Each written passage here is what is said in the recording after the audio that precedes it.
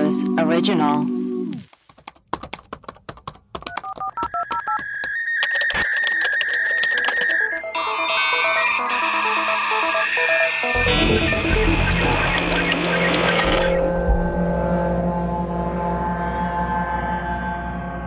Hello and welcome to Web Crawlers, the podcast where we do a deep dive into some of our favorite mysteries. Each week we will introduce our topic, lay out our research and findings, reveal some conspiracy theories, and conclude with our own hypothesis. I'm Allie Siegel. I'm Melissa Stettin. And who are our patrons this week? We have Taylor B., Kristen, Chris, and Eileen.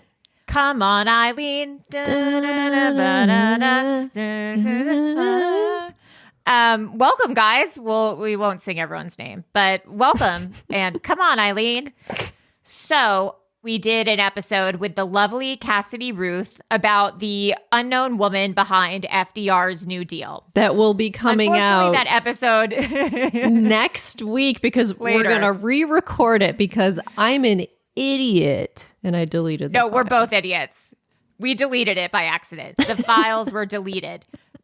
But I won't get into the episode, but I thought it was so interesting that there's women in history who are responsible for such huge things that we take for granted every day, or that we think other people did. And it was really a woman who did it.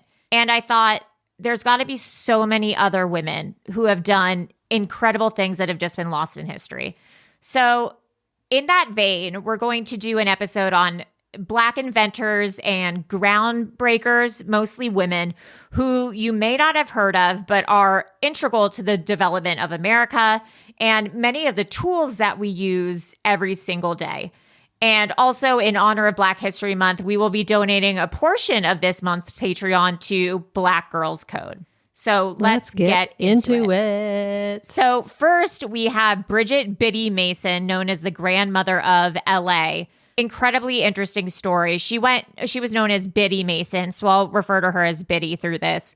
She went from being a slave to the wealthiest woman in Los Angeles. I thought that was Kim Kardashian. Yes, yeah. Kim Kardashian is who we know. We should be knowing Biddy Mason.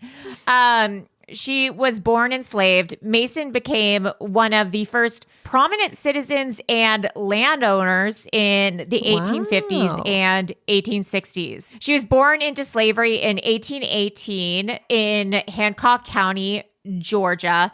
And a lot of this information, by the way, is from the Biddy Mason Collaborative, which is an incredible website that chronicles the life of Biddy Mason. So at an early age, Biddy was separated from her family, which of course horribly happened to many slaves at the time, and she was sold to another slave owner. Roughly 1 million African Americans shared this same fate. Through forced labor, Biddy helped transform Mississippi into the heartland of America's Cotton Kingdom. In the early 1840s, Biddy was a slave in the household of Robert M. Smith in Mississippi. During her years in Mississippi, Biddy gave birth to 3 daughters, and unfortunately, and this is not uncommon, it's guessed that Robert Smith was the father for at least one of these daughters. And it is not uncommon that female slaves were the victim of rape from their slave owners. So next, Robert Smith moved Biddy to Utah, Biddy and her children. Robert Smith was a Mormon in the LDS community. Yeah. So they lived in Utah for a while. And then in 1851, Smith moved Biddy and her children and the other slaves to California to be part of a new LDS colony in San Bernardino. Is there a big Mormon community in San Bernardino currently? I wonder. I don't know. It says Governor Brigham Young authorized the Mormon settlement there in order to Brigham extend Young his church. University. Yeah. Utah, So I guess they must have created a new settlement there. I don't know if it's prominent still. However, here's a loophole. Slavery had been made illegal in California in 1850. So it was illegal for Smith to bring his slaves into California territory. So Biddy and her children and the other slaves were essentially held hostage in California for 4 years because there was no slavery in California, but they were still enslaved to Smith. Biddy and her children did not know that slavery was illegal until, because they had no way of knowing, until a free black man who ran a grocery store told Biddy and her children, like, slavery is illegal here. And together they helped tell the local police force. Wow. And a trial ensued. However, it was against the law for a black person to testify against a white person in court. So she would not be allowed to share her story. Crazy. However, Smith did not show up in court for the trial to tell his side. So the judge, this guy, Judge Hayes, did something that was uncommon for the time. He called Biddy back into his office and he said, listen, if you want to stay with Smith, you can, and you can go to another state with him, but your children have to stay in California because we can't, let them go. We can't force them to go anywhere. So Biddy said, no, I'm going to stay. I'm going to be free and I'm going to stay in California with my children. So they were freed. She became a doctor's assistant and started a business as a midwife. Whoa. Because during her time, she was always like a healer in the community and was always helping people and like helping, other women give birth, etc. She saved her earnings from being a doctor's assistant and a midwife and started to buy property in Los Angeles and eventually became one of the richest people in Los Angeles. Whoa. Yeah, she founded the African American Episcopal Church, which is still one of the largest churches in Los Angeles today. That's amazing. Yeah, she accumulated at the time $300,000, which would be in between $8 to $10 million today. Damn. So that's how much she had at the time. And if you think about it, like, there is probably not many people who would be, doctor's assistants or midwives for the Black community. So she was servicing all these communities. And she also used her money for charitable deeds. Like, she opened the first elementary school in Los Angeles for Black children. Wow. She would go to jails and ask the incarcerated how they could be rehabilitated once they were out. She set up local funds at grocery shops for people who could not afford their own groceries. Whoa. And she opened a care home for the destitute. Unfortunately, when she died, despite all of this, she was buried in an unmarked grave in Boyle Heights at Evergreens Cemetery. Wow. And only because I believe she passed away in 1891. Only 100 years later were her contributions recognized. And in 1988, a tombstone was finally created over her grave. Wow. So not until 1988 was she actually recognized. And November 16th, 1989 was named Biddy Mason Day. And there's also a Biddy Mason Memorial Park in Los Angeles in her honor. That's crazy that I've never heard, because I don't know if you guys know, but I'm a Black History Quiz Bowl champion. 4th, 5th, and 6th from grade. What? In elementary school. Have I never sent incredible. you these videos of me on... No, but I need them. We're on public access. What? I posted them, I would posted like them to- years ago, but I'll post them on our Instagram. But in 4th and 6th grade... You need to post them on the Patreon. Our school... I was on the championship Black History Quiz Bowl team 3 years in a row because we knew so much about Black history. Yeah, I'm sure you did. And we won medals. That's crazy, Melissa. But I've never I don't think I've heard about Biddy Mason. That's crazy. No. Well, even growing up in Los Angeles, I hadn't heard of her. One of the largest property owners at the time became, rich from having property, like leasing it out. I mean, she was essentially like the first and only good landlord, and I'll say. the only not all landlords, the first and only good landlord and like midwife, and what a great lady. Incredible story. Yeah, amazing. And like to be such a philanthropist, it's a beautiful story. Next, we have Dr. Shirley Jackson, who I have heard of. Yes, I have heard of her as well. She is the first Black woman to have received a doctorate at MIT.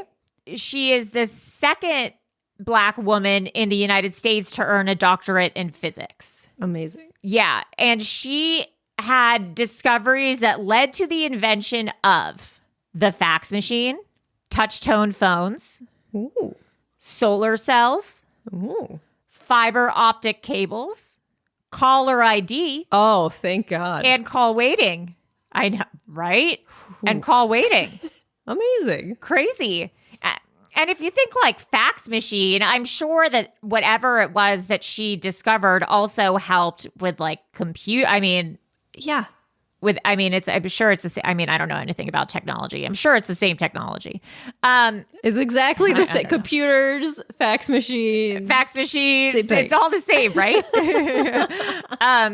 So she said of her time at MIT via Forbes, I was one of just 2 African-American women in my class, and the other students were sometimes quite unfriendly.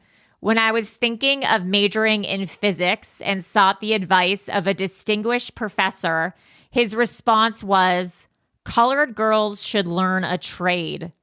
I was taken aback and hurt that this professor thought so little of my prospects, especially since I had the highest grades in the class.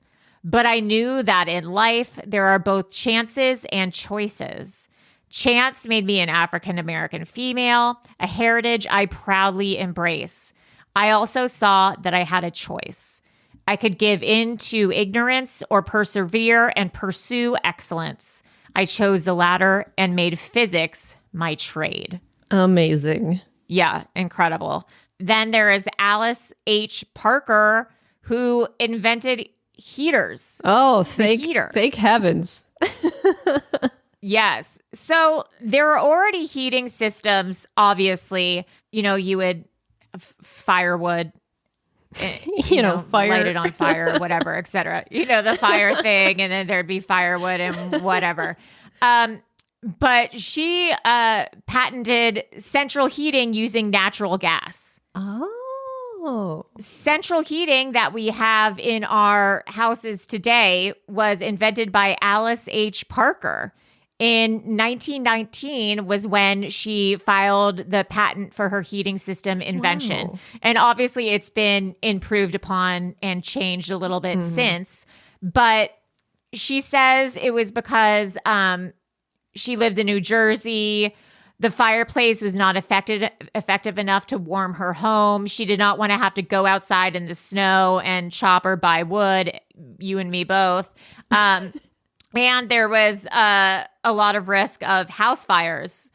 So she needed an alternative, so she made it. Wow. Incredible. Another woman who had filed a patent, she was the first Black woman to file a patent, is Sarah Good for a folding cabinet bed. No way. So I think like a Murphy bed. Yeah. So I think she filed a patent for the first folding cabinet bed. Now, something we're all grateful for, Marie Van Britten Brown invented home security systems. Oh, yes. She invented home security systems and CCTV. She provided the framework for two-way communication and surveillance for modern security. And it's because she was working late hours as a nurse and was worried about personal security. And she was like, I need a fix for this. So she invented the two-way security. And then finally, for my list, I have Valerie Thomas. And she's incredible. She was born February 8th, 1943. She's a scientist and inventor. She invented what's called the illusion transmitter, which she got a patent for in 1980. And this was later used to make 3D movies like Avatar. Whoa. Yes. She was responsible for developing image processing systems that were used for NASA. She worked for NASA. She was part of projects for Halley's Comet, Whoa. ozone research, satellite technology, and she participated in projects related to the Voyager spacecraft. So every time you watch a 3D movie or you look up into space, think about Valerie Thomas. And James Cameron. Let's take a quick break for announcements. Webcrawlers has a Patreon. To get access to bonus episodes, shout outs, merchandise discounts, please go to patreon.com/webcrawlers. Huge news. Ooh. I got the email of the world's most famous rumpologist and the world's only rumpologist, she says. She's this British lady. Rumpology, for those who don't know, is when you read some, it's like palm reading, except you for your butt. Yeah, but you read someone's butt. So cool. We're going to do a Patreon episode with her, and then we'll probably do a little snippet for our main feed. And I'm going to ask her if she'll read my butt. I don't know if I can like send her a picture or like show her my butthole on video. Yeah, but so if you're a patron, you'll get to see our interview with the world's most famous rumpologist to the stars, she calls herself. Anyways, you can donate as little as $2 a month to become a patron. Please rate and review us on Apple Podcasts. If you give us a 5-star review, we will shout you out. And guys, Erios has a hotline. Insert jingle here. 626-604-6262. We're caught up on voicemails because we didn't take calls while Melissa was having a baby.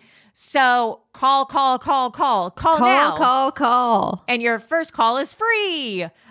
So please call for our mailbag episodes. Now, back to our program. Melissa, you had some incredible findings as well, right? There was this amazing Twitter thread a while ago from @allthatjazz that was like, it just goes on and on and on about all the things that Black people created. And it was amazing. I mean, we all know that house music was created by Black men, but it was created by 3 Black gay men who created house music. Oh.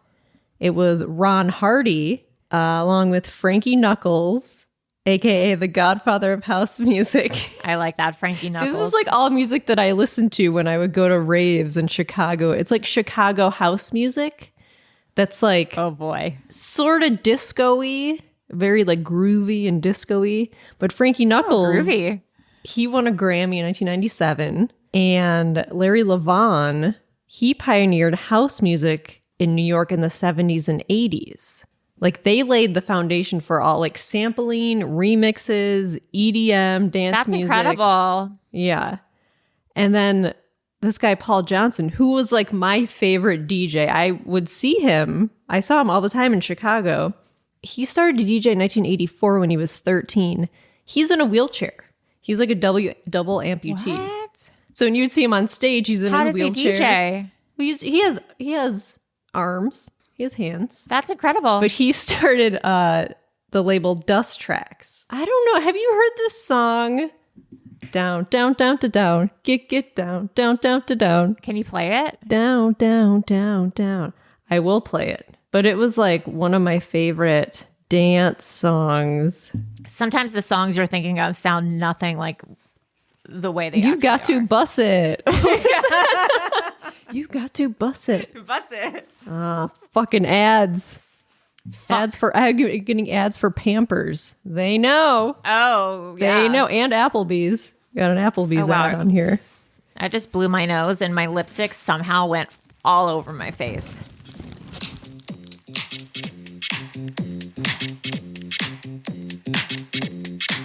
You know this one. I don't think I know it, but I like it. Yeah, you into this? Bust it. You got to bust it. You got to bust it. Bust it real good.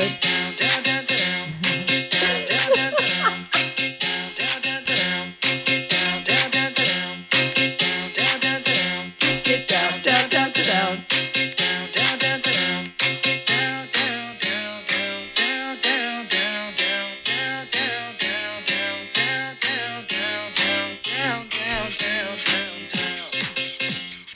I haven't heard it, but I like it. Anyway, that's Paul Johnson. I like it. He's a cool dude. But yeah, they started dance music. Oh, the first drag queen was a black man named William Dorsey Swann, who was born into slavery, freed in 1863 after the Emancipation Proclamation went into effect. He was the first person who dubbed themselves a quote-unquote queen of drag. I love that. And he hosted, this is in the 1800s, he hosted secret drag balls in D.C. during the late 1800s. Oh my gosh. Yeah, and most of the attendees were Swans, of Swans gatherings were men who were formerly enslaved. They were gathering to dance in their satin and silk dresses. That's incredible. And he was arrested in police raids like numerous times, including the first documented case of arrests for female impersonation in the United States, because apparently that was illegal. Oh, how interesting. In 1888, and then in 1896, he was falsely convicted and sentenced to 10 months in jail for quote-unquote keeping a disorderly house, aka running a brothel. After sentencing, he requested a pardon from President Grover Cleveland, and it was denied. But he was the first American on record who pursued legal and political action to defend the LGBTQ community's right to gather. That's incredible. And also the first American to lead a queer resistance group. It was back in the 1800s. I had no idea drag queens were a thing back then. That's amazing. No, that's amazing. And then, airbrush t-shirts. Those like incredible. Boy, do I. Yeah, I've been to a bar mitzvah before. Hell yeah. I've been to Disneyland. T-shirt design was pioneered by black men. It was the Trio Shirt Kings. Oh. Which included Fade, Kashim, and Nike. I think it was not like Nike, but it was like the name. Right. One of the most influential hip-hop designer groups.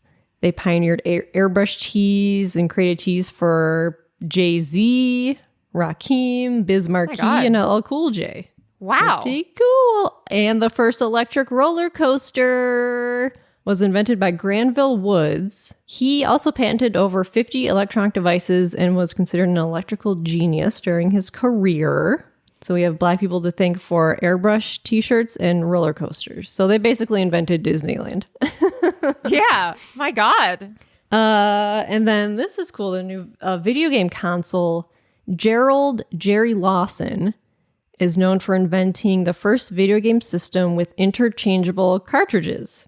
His system was called the Fairchild Channel F gaming system, which paved the way for obviously Atari, Nintendo, and PlayStation and Xbox. Right. The Fairchild Channel insane. F gaming system. Let me take a Google. What does this look like? I feel like Maria would know about that. Oh, wow. That's amazing.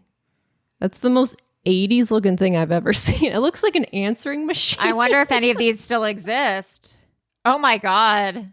That's cool. Whoa. It looks like it's like a fax machine tape recorder hybrid. Yeah, I can't even really. I don't even know.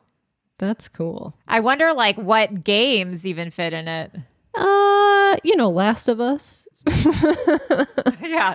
Yeah, Tekken 2. George Crumb, he was a chef and restaurateur. He is said to have unintentionally created the potato chip. during the summer of Oh, shit. 1853. They were made in response to a customer who sent back their fried potatoes after complaining they were too thick. What an amazing accident. And the chips were an instant hit. He never patented the creations, but, you know, Fuck. chips are one of the world's best snacks. He would have been so rich. Can you I patent know. a food? I don't know. No. Let's see. It's like, can you patent scrambled eggs? Like, is that a thing? Let's see. I don't know. I mean, it looks like, You could patent like Lay's or like Pringles or whatever, but well, that's the name though. It looks like you could have, if it was truly the first potato chip, he could have patented it. It says, the key to securing a utility patent for food and food-related innovations is that your proposed process, method, or recipe must be novel and non-obvious.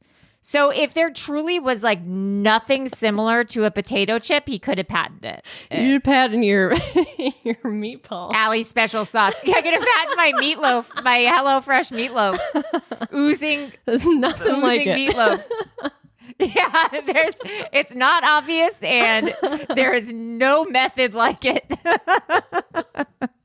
Yes, Allie's just send, special like, a meatloaf. picture. I'd like to They're going to be patent like, these, please. here, no, it's all yours. Sure.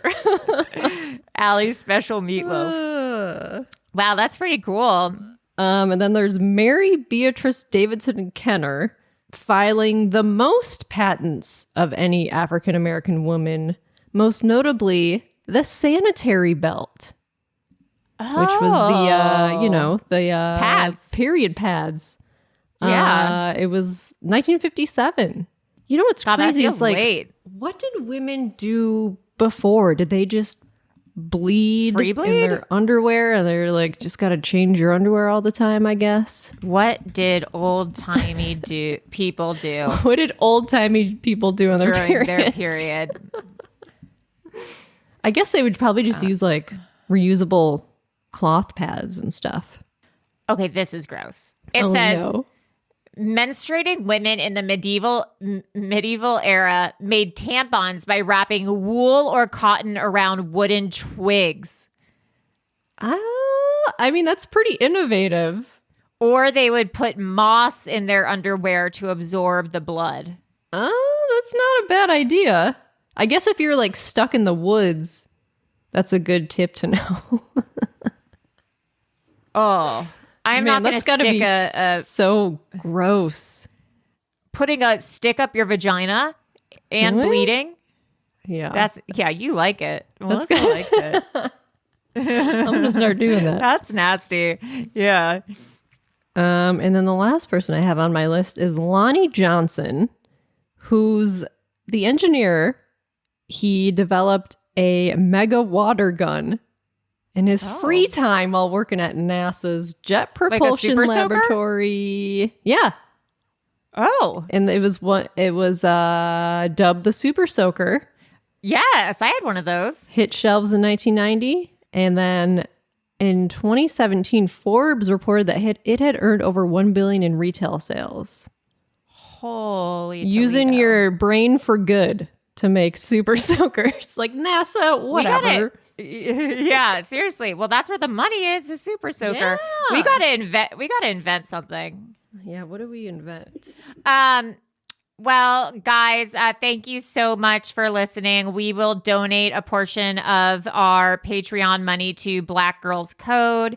If you know anyone else who we should focus on during this month or ever, especially ever, please, Melissa, where can people reach us? You can email us at webcrawlerspod@gmail.com. All right. Well, I am Allie Siegel. I am Melissa Stettin. Bye. Bye.